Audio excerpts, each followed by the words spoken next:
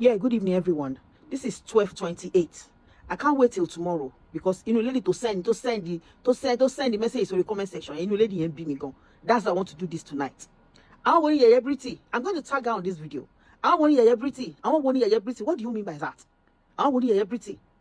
I want to know. Have you ever seen me kill no? Because you're saying owó tẹ́ ná níwájú eléré. Have you ever seen me kí n mú owó kí n lọ ná níwájú eléré ni èló ni mò ń pa èló ni mò ń gbà? If you want to write this stupid comment, ó yẹ kẹ́ lọ kọ sábẹ́ àwọn tó. Ẹ̀yin èèyàn wa Ronke Oshodi Oke ti jáde o láti sọ̀rọ̀ nípa ọ̀rọ̀ Aunty Ajara tí ó síkì lọ́wọ́lọ́wọ́ àti wípé ó tún sọ̀rọ̀ nípa kọ́mẹ́ǹtì tí arábìnrin yìí tí ó kọ́mẹ́ǹtì wípé níṣe ni àwọn celebrity àwọn máa lavish owó ní iwájú olórin ṣùgbọ́n wọn ò lè help ara wọn. Ẹ jẹ́ ká gbọ́ látẹnu Ronke Oshodi Oke. Don't know iwájú eléré ni. You're not supposed to write it. You don't have that right to come and write such thing under my comment section. Ṣé gbádùn ṣá? Ṣórí yín pé ṣá? Do you know how much they spent on Ajara kó tó gbé síta? They've spent over 5 million naira on Ajara kó tó gbé síta. 5 million naira on Ajara kó tó gbé síta. They are doing it secretly. Wọ́n fẹ́ káwọn èèyàn mọ̀. Wọ́n fẹ́ kọ́ mọ̀ anything. Ìgbà tágbára àwọn ò gbé mọ́ lèmi fún ara mi tó mọ̀. They did include àwọn èèyàn tó súnmọ́ Ajara. Wọ́n ti contribute over 5 million naira fún Ajara. Èèyàn kan ṣoṣo ó gbé 500,000 naira lẹ̀. And you say they are not helping themselves. They are not. What do you mean by they are not helping themselves? Kí lẹ mean by pé wọ́n help ara wọn? What do you mean? Èmi tí mo dúró síbí báyìí, mo mọye tí àwọn colleague mi contribute fún mi every month tí mo fi ń rògùn when I was strong. Did I come to the media? Even not for my colleagues.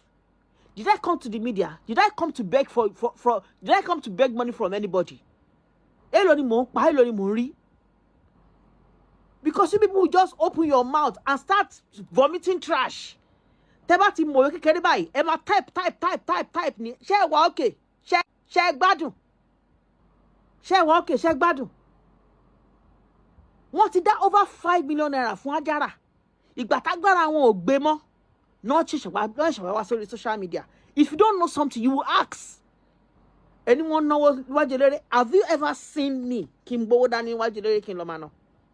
Then if you want to write anything on, I want to know, then you go to under comment section. I want to know what you go and write it there, not under my comment section. Are you mad or something? Let's be guided this 2026. So let's be guided. John Tori alone. Let's be guided. If you come under my page and write rubbish, true, back to back. I'm not going to be silent anymore. Auntie Sheikh Badun, are you okay? Sheikh Badun, Sha. Sheikh Badun. And let's be guided in 2020, so. And let's be guided in 2020, so. Let's be guided.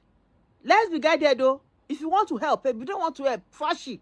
Do you know how many people that calls me every day that I should help them? Do you know how many people calls me every day? Someone has called me from Oshogo today. Timi o mori, timi o riri. Sheikh Badun sha. You don't know something, you will ask. And one corrupt this on the comment section. Don't you ever do that again. Don't ever do it again. Are you mad?